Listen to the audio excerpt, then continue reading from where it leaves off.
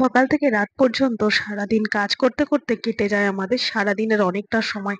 সমস্ত কাজ করতে হয় গুছিয়ে বুদ্ধি দিয়ে কাজ না করলে দিনের মধ্যে কোনো সময় আমরা নিজেদের জন্য রাখতে পারবো না। আর ছোট ছোট টিপস ফলো করে সারাদিনের কাজগুলোকে করলে অনেকটাই সময় বাঁচিয়ে ফেলতে পারবো। আজকে সেই রকমই বেশ কিছু টিপস তোমাদের সাথে শেয়ার করবো। এই টিপস গুলো ফলো করলে সারাদিনের কাজগুলো করলে সময়, শ্রম আর মাসিক কিছুটা খরচ আমরা বাঁচিয়ে ফেলতে পারবো। চলো তাহলে আজকের ভিডিওটা শুরু করা যাক। তো বন্ধুরা, আমরা প্রত্যেকেই কম বেশি খেয়ে থাকি, কিন্তু প্রত্যেকদিন বাজার না যাওয়ার কারণে একবারে যদি বেশি করে বাজারপত্র নিয়ে আসা হয়, সেক্ষেত্রে খেয়াল করে দেখবে শাকসবজি কিন্তু আস্তে আস্তে নষ্ট হয়ে যায়। ঠিক সেরকমই শাকটা কিন্তু আমার 2 দিন আগের আনা, আর তারপরে দেখতে পাচ্ছ শাকের অবস্থা কিন্তু একেবারেই খারাপ। বেশ খানিকটা পাতা ভালো থাকলেও বেশ খানিকটা পাতা কিন্তু আবার পচেও গেছে। তো এই শাকটাকে বাজার থেকে কিনে আনার পর আমি কি করেছিলাম, এরকম একটা পলিথিনের মধ্যে ভরে ফ্রিজের মধ্যে রেখেছিলাম, আর তাতেই কিন্তু এরকম অবস্থা। তো যদি হাতে একটু সময় থাকে তাহলে এই কাজটা যদি একটু গুছিয়ে নিয়ে করা যায় তাহলে শাকটা অনেকদিন ভালো থাকে। অনেকেই আছে শাক থেকে শাকের পাতাগুলোকে আলাদা করে ছিঁড়ে নিয়ে একটা পলিথিনে রেখে দেয়, সেক্ষেত্রে শাক ভালো থাকে। আর সময় যদি না থাকে, যদি সেইগুলো করার মতো কোনো সময় নেই, সেক্ষেত্রে শাক কিভাবে রাখবো এরকম ডাঁট সমেত, তার জন্য এখানে একটা কাপড় আমি ভিজিয়ে নিয়েছি। তবে একটু মোটা ধরনের টাওয়াল জাতীয় কোনো কাপড় হালকা করে ভিজিয়ে নেবে, আর পুরোপুরি কিন্তু চিপবে না। তারপর এই শাকটাকে এরকম ভাবে দিয়ে ভালো করে র‍্যাপ করে নেবে। এইভাবে র‍্যাপ করে নিয়ে তারপর যদি তোমরা ফ্রিজের মধ্যে রেখে দাও, সেক্ষেত্রে কিন্তু 2 সপ্তাহ পর্যন্ত শাকটা একেবারেই ফ্রেশ থাকবে। কোনো রকম পাতা শুকিয়েও যাবে না। 2 সপ্তাহ পর্যন্ত তোমরা রেখে খেতে পারবে। আশা করছি টিপসটা কাজে দেবে। ভালো লাগলে লাইক করে দিও। চলো দেখে নাও পরের টিপস। এরকম বোতল আমরা প্রত্যেকেই কম বেশি ব্যবহার করি, কিন্তু স্টিলের বোতল খুব তাড়াতাড়ি নোংরা হয়ে যায়। কিরকম নোংরা হয় বলো তো? মুখ লাগিয়ে খেতে গেলে এখানে একটা গন্ধ হয়ে যায়। আর যেটা কিনা আমরা ডিশ ওয়াশার দিয়ে পরিষ্কার করলে এতটা ডিশওয়াশারের গন্ধ থাকে, যেটা কিনা পরে জল খেতে গেলে একটা অস্বস্তি হয়। তো কি দিয়ে এই বোতলের গাটা আর বোতলের ভিতর দিকটা পরিষ্কার করব? অন্তত মুখের কাজটা যাতে কোনো রকম গন্ধ না হয়, প্রত্যেকদিন এই কাজটা করে নিলে বোতলটা কিন্তু অনেকদিন পর্যন্ত ভালো থাকবে আর গন্ধও হবে না। তার জন্য নিয়ে নিয়েছি কলগেট। হ্যাঁ বন্ধুরা, কলগেটের মধ্যে এমন একটা সুন্দর ফ্রেশ গন্ধ আছে, যার জন্য কিন্তু বোতলের মধ্যে কোনো রকম ময়লা থাকলে সেটাও যেরকম সুন্দর মতো পরিষ্কার হয়ে যাবে, সাথে কিন্তু বোতলের যে মুখের কাজটা একটা গন্ধ হয়ে যায়, সেটাও হবে না। খুব সামান্য পরিমাণ কলগেট নিয়ে এভাবে মুখের কাজটা আর পুরো বডিটাকে হালকা হাতে এইভাবে মুছে নাও। তো এইভাবে মুছে নিলে দেখবে কোনো রকম স্ক্রাবার, কোনো রকম ডিশ ওয়াশার ছাড়া সুন্দর মতো বোতলটা পরিষ্কার হয়ে যাচ্ছে। আর কোনো রকম কিন্তু জল প্রয়োজন হবে না। শুকনো করে মুছে নেবে এরকম ভাবে।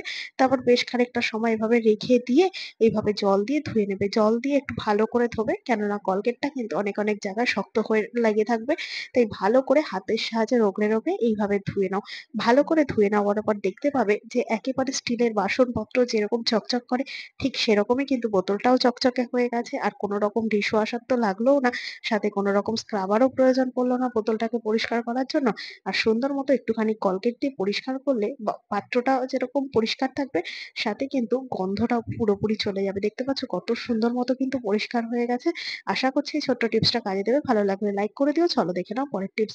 আমরা যখন মাঝে মধ্যে কোথাও ঘুরতে যাই, তখন আমাদের ঘরে থাকা গ্যাসটাকে কিন্তু এইরকম ভাবেই রেখে যায়। তো তার ফলে আমরা বাড়ি ফিরে এসে প্রচুর পরিমাণে খাটনি করতে হয়। কিরকম খাটনি? এই বার্নার গুলো যেহেতু আলগা রেখে যাই, তাই কি হয়, বার্নারের মধ্যে প্রচুর পরিমাণে ধুলো ময়লা ঢুকে বার্নারটা জাম করে দেয়। আর বাড়ি ফিরে এসে গ্যাস স্টোভ, কিচেন কাউন্টার সমস্ত জায়গা পরিষ্কার করার সাথে সাথে বার্নারটাকেও কিন্তু ডিপ ক্লিন করতে হয়। না হলে এই ছিদ্রগুলো এতটাই বন্ধ হয়ে থাকে, আগুন পায় না, তার ফলে গ্যাস কিন্তু অনেকটাই খরচা হয়। তাই এবার থেকে যখনই আমরা অনেক দিনের জন্য বাড়িতে থাকবো না, কোথাও ঘুরতে যাব বা অনেক দিনের জন্য বাড়িতে থাকবো না, তখন গ্যাসটাকে এইরকম ভাবে ঢেকে রেখে যাব। তার জন্য এখানে নিয়ে নিয়েছি এক টুকরো কাপড়। তোমাদের কাছে ঘরে যদি পুরনো যে কোনো কাপড় থাকে সেটাই নিতে পারো। মোটা কোনো কাপড় নিতে হবে এরকম কোনো ব্যাপার নেই। পুরনো ছেঁড়া নাইটি থাকুক বা কোনো ওড়না থাকুক, যাই থাকুক না কেন, টাওয়াল থাকুক, এরকম ভাবে গ্যাসটাকে ভালো করে র‍্যাপ করে দেবে, যাতে কোনো দিক থেকে না কোনো রকম ভাবে ধুলো ময়লা ঢুকতে পারে। এইভাবে রেখে চলে যাও। বাড়ি এসে শুধুমাত্র কিচেন কাউন্টারটাকে পরিষ্কার করে নাও, আর তাহলেই হবে। আর গ্যাসটাকে একেবারে মোছামুছির দরকার পড়বে না। দেখো গ্যাসটা এরকম ভাবে যখনই কাপড়টা সরিয়ে নেবে না, চারিদিক একেবারে পরিষ্কার পরিচ্ছন্ন থাকবে, ধুলো ময়লা তো হবেও না, কোনো রকম পোকামাকড়, আরশোলা, টিকটিকি কোনো কিছুরই কিন্তু উপদ্রব হবে না গ্যাসের মধ্যে। তো এই ছোট্ট ছোট্ট টিপস গুলো যদি আমরা ফলো করে চলি তাহলে কিন্তু আমাদের সংসার জীবনে বেশ খানিকটা সুবিধাই হবে।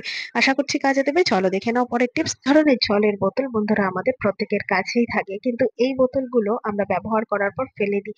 আজকে থেকে জল খাওয়ার পর এই ধরনের বোতলগুলো যদি আমরা রেখে দিই তাহলে এমার্জেন্সি পারপাস আমাদের অনেকগুলো কাজ হবে। তো কি সেই কাজ চলো দেখে নাও। এখানে এরকম একটা বোতল নিয়ে নিয়েছি আর বোতলটার কিন্তু এরকম মাঝ বরাবর আমি কেটে নেব। তবে অবশ্যই এই নিচের দিকটা বেশ খানিকটা গ্লাসের মতো থাকবে, অবশ্য ততটা রেখেই কাটতে হবে। তো এখানে আমি প্লাস্টিকের বোতলটাকে কেটে নিচ্ছি। তোমাদের কাছে ধারালো যা জিনিস থাকবে সেটা দিয়ে আস্তে করে বোতলের নিচের অংশটাকে কেটে নিতে পারবে। এরপর ওপরের অংশটাকে ফেলে দেবো, কোনো কাজে লাগবে না। আর নিচের অংশটাকেও কিন্তু এইভাবে পরিষ্কার করে ধুয়ে মুছে পরিষ্কার করে নিয়েছি। তো এটা দিয়ে আমরা কি করব, দেখো আমাদের যখন বাড়ির বাইরে থাকি বা হোস্টেল লাইফ বা হয়তো নতুন আমরা সংসার শুরু করেছি, সেক্ষেত্রে কিন্তু আমাদের কাছে মশলা করার মতো কোনো রকম মিক্সি বা গ্রেটার থাকে না। তখন কি করব, এমার্জেন্সি পারপাস বাইরে ঘুরতে গেলেই বলো বা ঘরে কোনো কিছু মশলা করার নেই সেই ক্ষেত্রেই বলো, এই প্রসেসটা যদি আমরা ফলো করে মশলাটা করে নিতে পারি, সেক্ষেত্রে দেখবে অনেক তাড়াতাড়ি মশলা হয়ে যাবে। ইলেকট্রিক বিল যেরকম পড়বে না মিক্সি চালানোর জন্য, আর সেরকম কিন্তু গ্রেটারেরও দরকার পড়বে না। এই বোতলটার নিচে বেশ খানিকটা কি করব, ছোট ছোট টুকরো করে কেটে রাখা মশলাগুলোকে নিয়েছি। প্রয়োজন মতো পেঁয়াজ, আদা, রসুন, টমেটো, কাঁচা লঙ্কা যা দরকার সেগুলো নেবে। তারপর রুটি করার এই যে বেলনটা দিয়ে হালকা হাতে এইভাবে পিষতে থাকবে, তাহলেই দেখবে খুব বেশি মিহি না হলেও আমাদের রান্না করার মতো কিন্তু সুন্দর একটা পেস্ট তৈরি করে নিতে পারবো, যার জন্য কিন্তু আমাদের কোনো রকম সমস্যা হবে না রান্না করতে।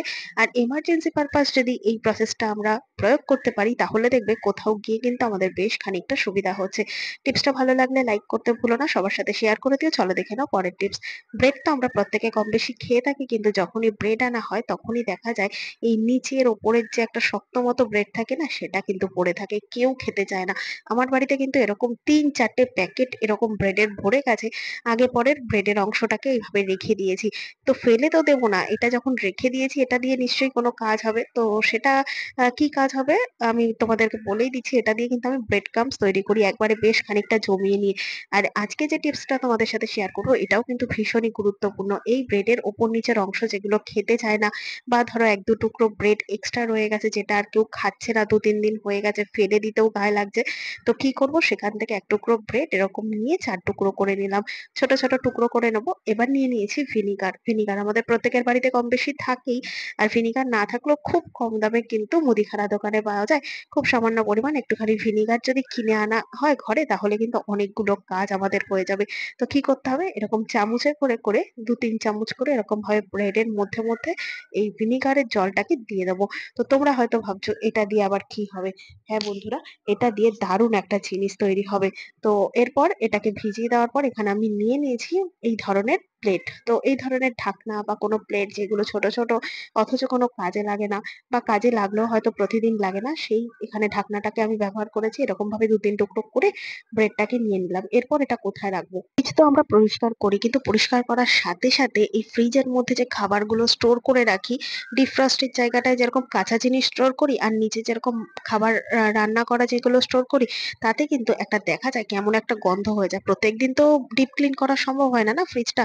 তো মাঝে মধ্যে পরিষ্কার করলেও ফ্রিজের মধ্যে যে একটা আষ্টে গন্ধ হয়ে থাকে, সেই গন্ধটা কিন্তু দূর করে নেবে এই ভিনিগারে ভেজানো পাউরুটির টুকরোটা। এইভাবে ফ্রিজের এক কোনায় তোমরা রেখে দাও এই ভিনিগারে ভেজানো পাউরুটির টুকরোটা, ওপর নিচ দুটো অংশেই এরকম ভাবে পাউরুটিটাকে রেখে দেবে। ফ্রিজের মধ্যে যত বাজে নোংরা গন্ধ থাকুক না কেন, বা একটা মাছ মাংসের একটা গন্ধ থাকুক, সমস্ত গন্ধ কিন্তু ওই পাউরুটিটা অ্যাবজর্ব করে নেবে, ফ্রিজটাকে একেবারে ফ্রেশ রাখবে। টিপসটা ভালো লাগলে লাইক করো। চলো দেখে নাও পরের টিপস। রান্না করতে করতে অথবা তেলের প্যাকেট কেটে যখন আমরা কৌটোতে তেলটা ঢালি তখন দেখবে বেশ খানিকটা তেল কিন্তু এরকম ভাবে মেঝের মধ্যে পড়ে যায়। তো এখানে আমি তোমাদের ভিডিওটা শেয়ার করব বলেই মেঝের মধ্যে বেশ খানিকটা তেল ফেলেছিলাম। এরপর আমি তোমাদেরকে বলবো, এই তেল যদি মেঝেতে ১-২ ফোঁটাও পড়ে যায় সেক্ষেত্রে এই তেল তোলা কিন্তু ভীষণই কষ্টের, কেননা এই তেলটা ঠিকঠাক মতো মুছে পরিষ্কার করতে গেলে আমাদের কসবাইট বলো বা কোনো স্ক্রাবার বলো সেটা তো লাগবেই, সাথে ঠিকঠাক মতো পরিষ্কার করতে না পারলে এই জায়গাটা যদি ভালো করে মুছে না ফেলতে পারি, সেক্ষেত্রে দেখা যাবে যে একটা স্লিপ কেটে যাওয়ারও ভয় থাকে। তো কিছু করার দরকার নেই, অনেক সময় দেখা যায় আটা ময়দায় কিন্তু পোকা ধরে যায়। তো এরকম বেশ কিছু আটা ময়দা আমাদের বাতিল করে দিতে হয়। সাথে সাথে কখনোই ফেলে দেবে না, এরকম ভাবে একটা পাত্রের মধ্যে জমিয়ে রেখে দাও এই কাজগুলো করে নেওয়ার জন্য। তোমরা হয়তো এখন বলবে যে ভালো আটা থাকলে কি করা যাবে? হ্যাঁ, করা যাবে, তবে খুব সামান্য পরিমাণ লাগবে। তো অনেক সময় যদি পোকা আটা ময়দা না থাকে তাহলে কি করে করবে? ডিটারজেন্ট বা ডিশওয়াশার দিয়ে তো ঠিকঠাক করে তোলা যায় না, তাও স্লিপ কাটেই। তাই শুকনো ভাবে যদি একটুখানি আটা, তোমরা ভালো আটা দিয়েও করো তাহলেও কিন্তু ক্ষতি নেই, কিন্তু পড়ে গিয়ে একটা ব্যথা পাওয়ার সম্ভাবনাটা তো অনেকটা কমে যায়। তাই একটুখানি আটা বা ময়দা এরকম ভাবে তেলের ওপর ছড়িয়ে দাও, আস্তে আস্তে রাব করে নাও, তাহলে দেখবে সমস্ত আটা বা ময়দার মধ্যে তেলটা অ্যাবসর্ব হয়ে গেছে। তারপর এই শুকনো আটাটা এরকম ভেজা ভেজা ভাব হয়ে যাবে, এরকম ভাবে তুলে নাও। তারপর দেখবে একদম মেঝেটা কিন্তু স্লিপারি ভাবটা নেই, সমস্তটা ড্রাই হয়ে গেছে, কোনো রকম মোছামুছি করার তো দরকার নেই। আর সমস্ত মেঝেটা কিন্তু এত সুন্দর মতো পরিষ্কার হয়ে ড্রাই হয়ে গেছে যে কোনো রকম ডিশ ওয়াশার বা ডিটারজেন্ট দিয়েও কিন্তু আমাদের বারবার জল পাল্টে পাল্টে মুছতে হবে না। তো এরকম বুদ্ধি কাটিয়ে কাজগুলো করলে অনেক কাজই সহজ হয়ে যায়।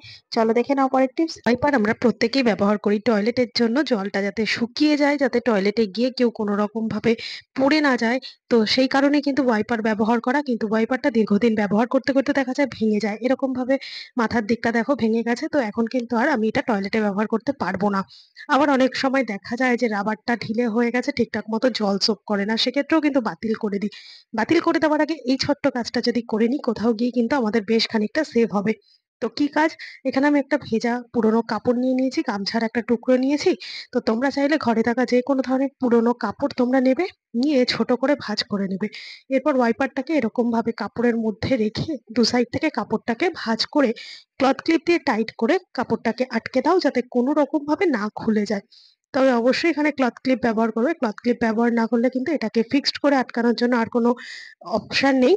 আর ক্লথ ক্লিপটা দিলে তোমরা যখন খুশি এটাকে ঠিক করতে পারবে, খুলে নিয়ে কাপড়টা আবার এটাকে আটকে নিতে পারবে। এরপর এটাকে কোথায় ব্যবহার করব? আমাদের ঘরের দেয়াল, বাথরুমের থেকে শুরু করে, ঘর থেকে শুরু করে রান্নাঘর, সমস্ত দেয়ালে কিন্তু অনেক উঁচুর দিকটায় আমাদের হাত যায় না। সেই সমস্ত জায়গায় এত ধুলো পড়ে যায় যে বলার কথা না। তাই সেই ধুলোগুলো যাতে কোনো রকম ভাবে আমাদের খাটনি করে না মুছতে হয়, তাই ওয়াইপারের মাথার দিকে এরকম একটা কাপড়ের টুকরো ভিজিয়ে নিয়ে তারপর যদি সেটাকে আমরা দেয়াল থেকে শুরু করে সমস্ত জায়গা, কোনা কানাচি, আসবাবপত্রের নিচে সমস্ত জায়গা মুছে নিতে পারি, তাহলে দেখবে কোথাও গিয়ে কিন্তু আমাদের খাটনিটা অনেকটাই কম হচ্ছে। আর এই একটা জিনিস যেটাকে কিনা আমরা ফেলে দিচ্ছিলাম, ফেলে না দিয়ে এটাকে কিন্তু আমরা আবার অন্যান্য কাজেও ব্যবহার করতে পারছি। দেখতে পাচ্ছ খাটের কোনায় যেখানে হাত যায় না, যেখানে ঝাঁটা যায় না, সেখানে কিন্তু খুব সুন্দর মতো পরিষ্কার করা সম্ভব। এটা ভালো লাগলে লাইক করে দিও। চলো দেখে নাও পরের টিপস। রুটি করার জন্য এই ধরনের তাওয়া বা ফ্রাইং প্যান আমরা প্রত্যেকেই ব্যবহার করে থাকি, কিন্তু এই ফ্রাইং প্যান গুলো প্রত্যেকদিন মাজলে অনেকটা অসুবিধা হয় যে এই কোটিংটা কিন্তু আস্তে আস্তে উঠে যায়। অনেকেই আছে রুটি করার পর প্রত্যেকদিন তাওয়া মাজে না। তো সেটাকে ঠিকঠাক মতো যদি না রাখা হয়, তাহলে আটার গুঁড়ো লেগে থাকার কারণে এর মধ্যে কিন্তু ছোট ছোট আরশোলা পোকামাকড় আসতে পারে, যার কারণে পরবর্তী সময় সেই পাত্রেই রুটি করলে পরে আমাদের অসুস্থতার শেষ থাকবে না। তাই রুটি করার পর এরকম যদি ঘরে পুরোনো পলিথিন থাকে, সেই পলিথিনের মধ্যে ঠান্ডা হয়ে যাওয়ার পর তাওয়াটাকে এরকম ভাবে মুড়ে টাইট করে এই হাতলের দিকটায় কোনো কিছু দিয়ে আটকে রাখো। সেক্ষেত্রে দেখবে ব্যবহারের সময় আবার পলিথিনটা খুলে নাও, আবার তাওয়া ঠান্ডা হলে পলিথিনের মধ্যে ভরে তারপর রেখে দাও। সেক্ষেত্রে দেখবে কোনো রকম আটার গুঁড়ো থাকলেও কিন্তু পোকামাকড়, আরশোলা কোনো কিছুই এই তাওয়ার মধ্যে আসতে পারবে না। তাওয়া থেকে খুলে ব্যবহার করো, আবার তাওয়ার মধ্যে কভার হিসেবে পরিয়ে রাখো। তাই পুরোনো প্লাস্টিক বা পুরোনো পলিথিন কিন্তু এবার থেকে আর ফেলবো না। আশা করছি আজকে সমস্ত টিপস তোমাদের কাজে দেবে। ভালো লেগে থাকলে লাইক, কমেন্ট, শেয়ার করে পাশে থাকবে। আমার এই ভিডিওটা কে কোথা থেকে দেখছো কমেন্ট করে জানাতে ভুলবে না। দেখা হবে আবার অন্য কোনো ভিডিওর সঙ্গে। ধন্যবাদ।